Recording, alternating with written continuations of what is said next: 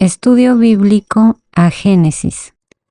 Génesis capítulo 33.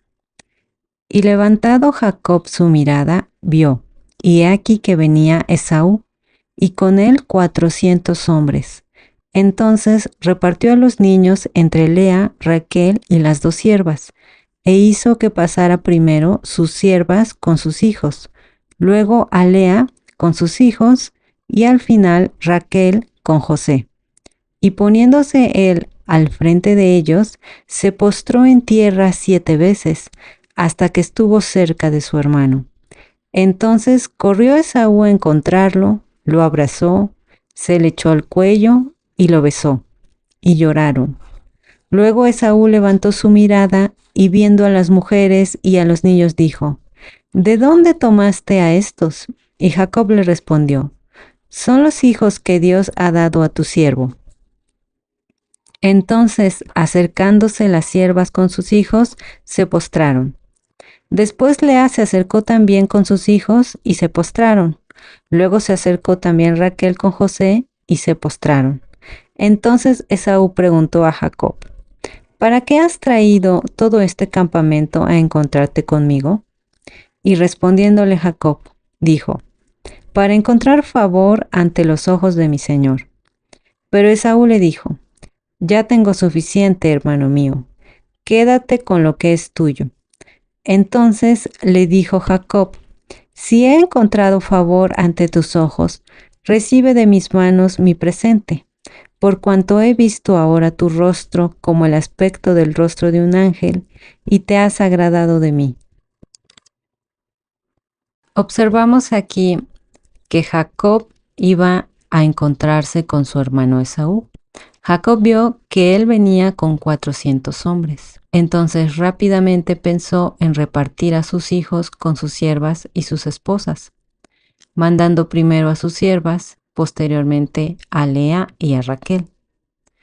Sin embargo, Jacob se puso al frente de todos ellos y mientras iba avanzando, se postró 7 veces ante la mirada de su hermano. El número 7 es el número divino, el número de Dios, y lo vamos a ver a lo largo de la lectura que hacemos en la Biblia. El número 7 es especial y sabemos aquí que al postrarse 7 veces, Jacob tiene una relación muy directa con Dios. Quizás está relacionado con la humildad que quería mostrarle a su hermano Esaú, considerándose él como siervo suyo. Así que miró Esaú con gran favor ante sus ojos, resplandeció su corazón en compasión y misericordia al ver a su hermano. Y es por ello que nosotros pensamos que la humildad es algo que el Señor nos pide a sus creyentes, un escudo que es difícil de traspasar ante la mirada de los que son orgullosos. Tal vez puede doblegar el corazón de los más orgullosos. Y vemos que Esaú era uno de ellos. Sin embargo, corre a abrazar a su hermano y a besarlo, puesto que su corazón se reblandeció. Esto agradó mucho a Esaú y entonces en su corazón pensamos que decidió perdonarle la vida a Jacob por todo aquello que Jacob le había robado. Recordemos que le robó la primogenitura y la bendición de su padre.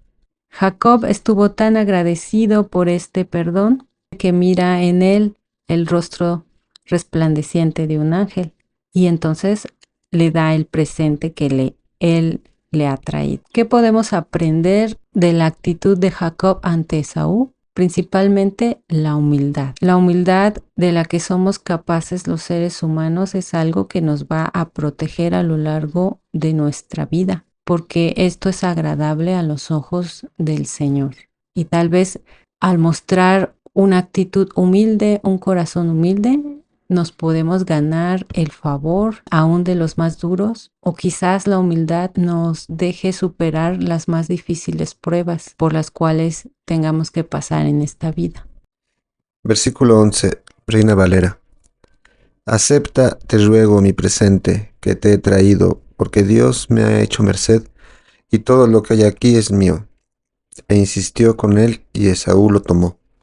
Y Esaú dijo, anda, vamos, y yo iré delante de ti. Y Jacob le dijo, mi señor sabe que los niños son tiernos, y que tengo ovejas y vacas paridas, y si las fatigan, en un día morirán todas las ovejas. Pase ahora mi señor delante de su siervo, y yo me iré poco a poco al paso del ganado que va delante de mí, y al paso de los niños hasta que llegue a mi señor a Seir. Y Esaú dijo, dejaré ahora contigo la gente que viene conmigo. Y Jacob dijo, ¿para qué esto? Halle yo gracia en los ojos de mi señor. Así volvió Esaú aquel día por su camino a Seir. Y Jacob fue a Sucot y edificó allí casa para sí, e hizo cabañas para su ganado. Por tanto llamó el nombre de aquel lugar Sucot. Después Jacob llegó sano y salvo a la ciudad de Siquem, que está en la tierra de Canaán, cuando venía de Padam Aram, y acampó delante de la ciudad, y compró una parte del campo donde plantó su tienda, de mano de los hijos de Hamor, padre de Siquem, por 100 monedas. Y erigió allí un altar, y lo llamó El Elohe Israel. En las notas a pie de página de la Biblia de Jerusalén, habla que el capítulo 33 es un relato de difícil atribución, aun siendo continuación del 32, del 4 al 14, de tradición ya vista. El nombre divino es aquí Dios, Elohim. Del versículo 8 dice, no los grupos del capítulo 32, versículo 14 a 22, que es de tradición eloísta, sino el primer campamento de el capítulo 32, versículo 8. Jacob, que lo daba por perdido, en el capítulo 32, versículo 9, se da por contento ofreciéndoselo como presente. El versículo 10 dice, una nueva alusión al nombre de Penuel, cara de Dios. Del versículo 12 dice, Jacob, que no se fía de Esaú, deja que le tome la delantera, y lejos de seguirle, le vuelve la espalda. Tradición ya vista. Capítulo 33, versículo 17. Ubicado probablemente en Tel Axas, en el valle del Jordán, el nombre significa chozas. El versículo 18 dice, en el versículo 18 es de tradición sacerdotal, como los versículos del 19 al 20 de tradición eloísta. Del versículo 19, la palabra hebreo que cita moneda antigua de valor desconocido. Las versiones traducen cordero, de ahí nuestra denominación agnos. En las notas a pie de página podemos ver cómo ya daba por perdidas sus cosas, Jacob decidió dárselas como regalo. Y actuando, sí, en efecto, con humildad, pero también con astucia, con la misma astucia que se ha caracterizado a lo largo de la historia, que le aprendió a su madre. Eh, Volvió a través de ser muy indulgente, le pidió con mucho fervor, con mucha fe, como en efecto él mismo dice, como si estuviera viendo el rostro de Dios que venía a juzgarlo por haberle robado a su hermano, pidiéndole perdón.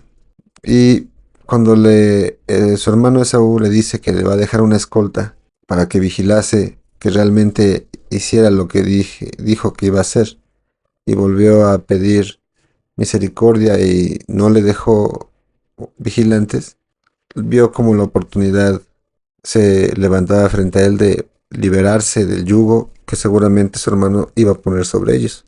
Entonces, para defender la libertad de toda su gente, su campamento, decidió ir justo al lado contrario, según la nota a pie de página de donde iba su hermano. Entonces, es como demuestra la vida no es de blanco y negro, sino una gama de constantes grises, experiencias. Y aquí de nuevo se sirvió de la astucia porque no sabemos las intenciones de Saúl, o más bien las intenciones eran claras, que sí iba a responder al regalo, iba a quedarse con todo. Y lo que hiciera con Jacob, pues iba a ser incierto, ¿no? Habría de respetar todas sus cosas y dejarlo como un siervo, o lo iba a humillar, tal vez encarcelar. No, ya es imposible saberlo, ¿no? Son puras conjeturas. Pero es interesante cómo ya tenía esa fe que dejó lugares específicos y también levantó un altar al lugar al que llegó. Entonces, cuando dice que llegó a la tierra de Siquem, allí erigió un altar y lo llamó el Elohe Israel. En la versión de la Biblia de Jerusalén solo pone entre comillas el Dios de Israel. La afirmación de que Dios estaba con él y que su bendición estaba a cada lugar al que llegaban. Y el hecho de haber llegado a esa tierra sano y salvo había significado la bendición de Dios. ¿Y cómo podremos entender entonces esa astucia a través de la mentira? Cuando ya daba sus posesiones por perdidas bajo el poder de la guerra de su hermano, decidió actuar de acuerdo a su fe y ver el juicio de Dios viniendo de su hermano y apelando directamente a Dios, hablando a él directamente, pero como si estuviera personificado en lo que iba a hacer su hermano con ellos, accedió a ese perdón, a esa apertura de poder escapar, de poder salvar su libertad, y la tomó. Sin embargo, se sirvió de la mentira. Siempre la astucia en este mundo en el que vivimos debe ser un factor, hasta cuando siempre están los animales en el mundo salvaje, constantemente depredándose y cuidándose para sobrevivir. Hay aspectos que pueden decidir la vida o la muerte en lo que es esa creatividad y esa astucia ante el peligro o las ventanas de oportunidad, ¿no? Que lo que al final demuestra si el pueblo de Israel, que es el que se mantuvo como elegido durante tanto tiempo para ser representación de todos los demás pueblos, pues habla de esta naturaleza humana, de esta experiencia humana, en la que siempre pues estamos conviviendo con el pecado. Y aun con nuestras mejores intenciones, el miedo nos lleva a actuar de cierta manera, ¿no? ¿Qué podríamos decir aquí? Que podría haber confiado completamente en Dios y acompañado a su hermano, pero a lo mejor le iba a quitar a sus esposas, sus hijos, esclavizarlos quizá. Al final iba con intenciones bélicas para tomarlo por la fuerza. Entonces fue una estrategia que Jacob llevó a cabo, ¿no? Siempre ese juego de estrategias en la vida. Finalmente, podemos comprender el cambio que Dios obró en los corazones de Jacob y Esaú. Al encontrarse de frente, ambos lloraron y se abrazaron. Dios puede transformar por completo nuestra personalidad si le pedimos su ayuda con fe. No hay imposibles para Él. No solo perdona nuestros pecados, sino que nos ayuda a transformarlos en virtud. He aquí dos hombres que cambiaron su ira, ambición y egoísmo en un fraternal abrazo. Jacob tuvo que aprender a través de muchas dificultades y sin duda Dios ayudó a Esaú a perdonar a Jacob. Ambos hermanos gozaban de abundancia y no les faltaba nada. Así que Jacob insistió en que Esaú aceptara su regalo, y Esaú insistió en que hombres de su ejército lo acompañaran para proteger sus posesiones. Sin embargo, Jacob, transformado en un hombre humilde, generoso y con gran fe, no aceptó la escolta de Esaú, puesto que confiaba en la protección de Dios. Jacob agradeció y honró a Dios construyendo un altar de piedra, y así reafirmó su fe. Estas virtudes son las que debemos aprender de Jacob: la generosidad, la humildad, la fe y el agradecimiento hacia Dios. Cuando experimentas la fe, muchos cambios empiezan a obrarse en tu vida. Es por esa fe sincera que Dios comienza a transformarte desde adentro hacia afuera. Y cuando esos cambios llegan, crece en ti el deseo de ser agradecido con Dios. Y es entonces cuando cada uno en su individualidad desea tener un ritual muy personal para poderse conectar con Dios. Así como Jacob construyó un altar de piedra, cada ser humano tiene una forma especial para honrarlo y mostrarle su agradecimiento. Esta experiencia es algo que cada humano debe buscar en su vida, deseando construir una fe firme para que pueda tener ese lazo que lo una con Dios, porque sin fe es imposible agradar a Dios. Hoy es un buen día para creer en Cristo Jesús.